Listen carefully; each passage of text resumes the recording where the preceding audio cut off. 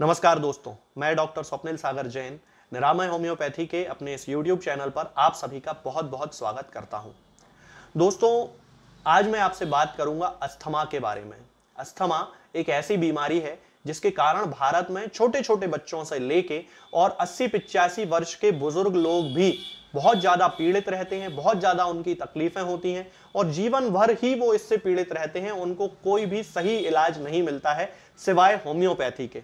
Homeopathy में इस बीमारी के सिम्टम्स के आधार पे, पेशेंट के कॉन्स्टिट्यूशन के आधार पे दवाएं दी जाती हैं और ऐसा देखा जाता है कि जिन लोगों के अस्थमा की शुरुआती अवस्था है, मतलब कि 1-2 साल ही जिनको हुए हैं, वो पूरी तरह क्योर हो जाते हैं, 100% रिजल्ट उनको मिल जाते हैं। और जिन लोगों का अस्थमा 20-25 साल पुराना है, फैमिली ट्रेट उनका है, उनके पूरे परिवार में ही मतलब दादा दादी को रहा है या नाना नानी को रहा है या मामा मामी को रहा है, इस तरह के जो ट्रेट है, फैमिली ट्रेट या जेनेटिकल जिसे हम कह सकते हैं, उन लोगों को भी अस्थमा के जो सिम्टम्स होते हैं उनमें होम्योपैथिक मेडिसिन के लगातार उपयोग से सही तरीके से यदि केस टेकिंग करके उनको दवाई दी जाए तो 90-95% रिजल्ट उन लोगों को भी मिल जाते हैं। अब होम्योपैथी में दोस्तों इसके लिए बहुत सारी अलग अलग दवाएं आती हैं जो पेशेंट के सिम्टम्स से मैच करने के आधार पर उनको दी जाती हैं। उन्हीं में से एक दवा के बारे में मैं आज आपसे बात करूंगा और उस मेडिसिन का नाम है दोस्तों ग्रिंडेलिया रोबस्टा। ये मेरे पास ग्रिंडेलिया रोबस्टा है। ये इसका मदर टिंचर है, भट्टाचार्य का है, एम भट्टाचार्य कंपनी का है। ये मदर टिंचर कलकत्ता की एक बहुत पुरानी कंपनी है, इसके मदर टिंचर भी बहुत अच्छे रहते हैं। तो ये ग्रिंडेलिया रोबस्टा का मदर टिंचर है जिसके बारे में मैं आज आपसे बात करूंगा कि ग्रिंडेलिया रोबस्टा को अस्थमा के केसेस में हम किस तरह से यूज कर सकते हैं, इसके लक्षण क्या होते हैं मरीजों में और इसका डोज किस तरह से लेना चाहिए। तो चलिए दोस्तों शुरू करते हैं।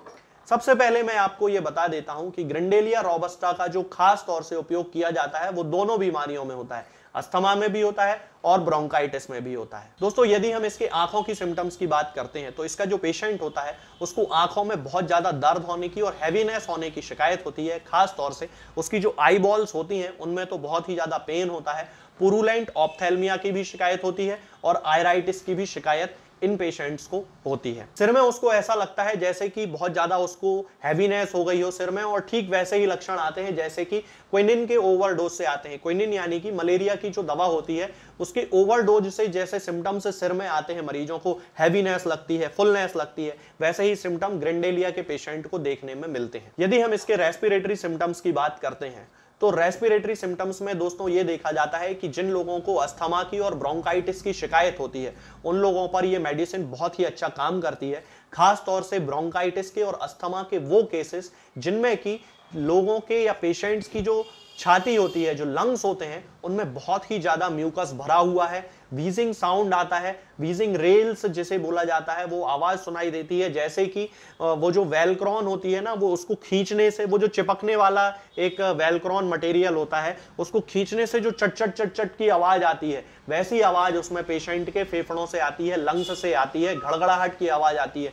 या इसको हम कह सकते हैं कि जो लोग हुक्का पीते हैं उनमें हल्का हल्का जो साउंड, हुक्के से घड़घड़ाने वाला जो साउंड आता है ना, वैसा साउंड इसमें कंटिन्यूअस साउंड आता है, इसको रेल्स कहा जाता है। तो इस तरह का ये साउंड इसके आता है। इसके साथ ही जिन लोगों को कार्डियोपल्मोनरी डिसीज की शिकायत होती है, यानी कि उनके हार्ट में भी प्रॉब्लम है और उनके लंग्स में भी प्रॉब्लम है, हार्ट भी उनका कमजोर पड़ गया है और लंग्स में भी उनके कमजोरी आ गई है, तो उन लोगों के लिए भी ये मेडिसिन एक टॉनिक के रूप में काम करती है। बहुत ही अच्छी मेडिसिन है जिन लोगों को अस्थमा के साथ साथ हार्ट में कोई प्रॉब्लम है या फिर हार्ट की प्रॉब्लम है, उनको हार्ट उनका कमजोर है और उनके साथ साथ अस्थमा जैसे सिम्टम्स उनको बॉडी में प्रोड्यूस होने लगे हैं, तो उसके लिए ये होम्योपैथी में बहुत ही अच्छी टॉनिक के रूप में काम करने वाली एक मेडिसिन होती है। इसके अलावा दोस्तों इन लोगों के जो लंग्स होते हैं, यानी कि ग्रिंडेलिया के पेशेंट के जो लंग्स होते हैं, उनमें म्यूकस बिल्कुल चिपका हुआ रहता है, एडहेरेंट रहता है। उसको निकालने के लिए वो बहुत ज्यादा कोशिश करते हैं लेकिन वो ऐसे चिपका हुआ रहता है अंदर लंग्स में कि वो बाहर बिल्कुल नहीं निकाल पाते। बहुत कोशिश करते हैं लेकिन उनका जो म्यूकस होता है वो टेनेशियस म्यूकस होता है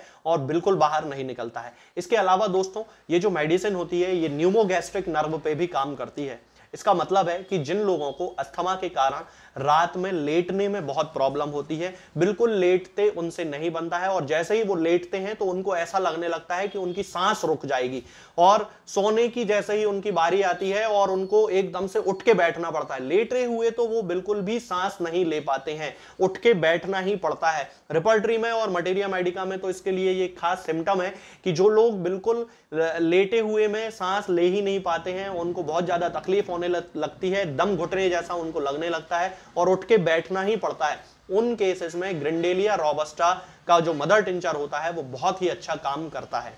इसके अलावा जिन लोगों को पर्ट्यूसिस की शिकायत होती है, यानी कि हुपिंग कफ की शिकायत होती है या कुकर खांसी जिसे बोला जाता है उसकी शिकायत होती है और उसके साथ बहुत ज्यादा व्हाइट कलर का म्यूकस निकलता है, उन लोगों में भी ग्रिंडेलिया बहुत अच्छा काम करती है। इसके साथ ही ब्रोंकोरिया की जिन लोगों को प्रॉब्लम होती है, बहुत सारे लोग आपने देखे होंगे जिनको कि ब्रोंकियोल्स में इन्फ्लेमेशन के कारण वहां पे कंटिन्यूअसली व्हाइट कलर का म्यूकस बनता रहता है, एलर्जिक रिएक्शन होती है ये एक, तो व्हाइट कलर का म्यूकस बनता है और कंटिन्यूअसली वो खराश कर करके निकालते रहते हैं, उसको बाहर निकालते हैं और एकदम गाढ़ा चिपका हुआ म्यूकस उनका निकलता है। तो उन लोगों के लिए भी ग्रिंडेलिया बहुत ही अच्छा काम करती है। इसके अलावा दोस्तों यदि हम इसके स्प्लीन से रिलेटेड सिम्टम्स की बात करते हैं तो स्प्लीन में इनलार्जमेंट देखने को मिलता है, यानी कि यहाँ पर एक ऑर्गन होता है लेफ्ट साइड में, वो बड़ा हो जाता है और उसके एरिया में बहुत ज्यादा बर्निंग पेन उसको होने लगता है पेशेंट को, और ये जो बर्निंग पेन होता है पीछे लेफ्ट हिप तक चला जाता है।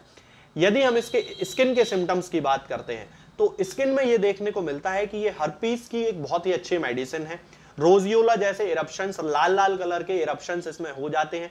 इसके साथ ही उनमें बहुत ज्यादा बर्निंग होती है, इचिंग होती है, लाल लाल कलर के अल्सर्स जैसे इरप्शंस हो जाते हैं। तो ये सारे सिम्टम्स स्किन से रिलेटेड इनमें पेशेंट्स में देखे जाते हैं। तो दोस्तों ग्रिंडेलिया रोबस्टा इतने सारे सिम्टम्स में पेशेंट की हेल्प करती है। यदि हम इसके डोज की बात करते हैं तो हमें इसका मदर टिंचर यूज करना चाहिए और मदर टिंचर की 5-5 बूंद दिन में 3 बार आधे कप या 1 कप पानी में मिलाकर पेशेंट को देना चाहिए। कंपनी आप कोई सी भी ले सकते हैं, जर्मन भी अच्छा है, SBL भी अच्छा है, ये भट्टाचार्य भी बहुत अच्छा है, तो आप कोई सा भी ले सकते हैं, कोई दिक्कत नहीं है। 5-5 बूंद दिन में 3 बार आधे कप या 1 कप पानी में मिलाकर पेशेंट के सिम्टम से मैच करने के बाद पेशेंट को देना शुरू कर दीजिए कंटिन्यू 2-3 महीनों तक, तो उसके जो सिम्टम्स होते हैं वो पूरी तरह ठीक हो जाते हैं। दोस्तों आज के लिए फिलहाल इतना ही। आगे के वीडियोस में मैं आपसे बात करूंगा कुछ नई बीमारियों के बारे में और उनकी होम्योपैथिक दवाओं के बारे में। तब तक के लिए जय हिंद, जय भारत। दोस्तों होम्योपैथिक दवाओं को खाने का सबसे अच्छा तरीका होता है कि हम हमेशा खाली पेट इन दवाओं को खाएं। जिन दवाओं को दिन में केवल 1 बार खाना है उन्हें सुबह खाली पेट खा लेना चाहिए, मुंह में अच्छे से कुल्ला करके, गार्गल्स करके मुंह को साफ कर लेना चाहिए और उसके बाद हमें होम्योपैथिक दवाई खा लेना चाहिए।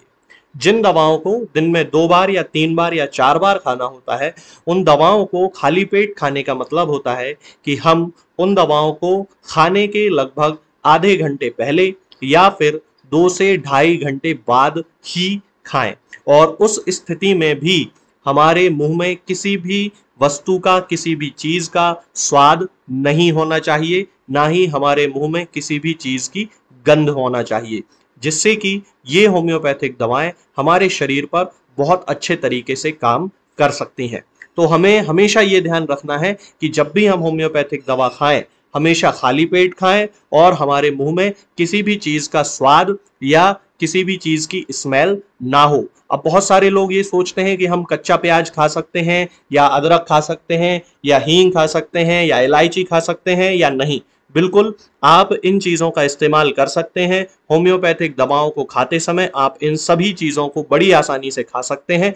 बस याद ये रखना है कि जब भी आप होम्योपैथिक दवा खाएं इनमें से किसी भी वस्तु का, किसी भी चीज़ का स्वाद आपके मुंह में ना हो, यानी कि जब भी आप इन्हें खाएं तो इनके खाने से या तो आधे घंटे पहले होम्योपैथिक दवा खा लें या फिर इन्हें खाने के 2-2.5 घंटे बाद, जब कि आपने मुंह में अच्छे से कुल्ला कर लिया हो, अच्छे से गार्गल्स कर लिए हो, तब इन होम्योपैथिक दवाओं को खाएं तो आपको हमेशा होम्योपैथी के सबसे अच्छे रिजल्ट देखने को मिलेंगे। लोग गलती यही कर देते हैं कि वो प्याज खाना छोड़ देते हैं, कच्चा प्याज, लहसुन, अदरक, हींग सब खाना छोड़ देते हैं, लेकिन फिर भी उनको मुंह में सफाई ना होने के कारण होम्योपैथिक दवाओं का अच्छा रिजल्ट देखने को नहीं मिलता है।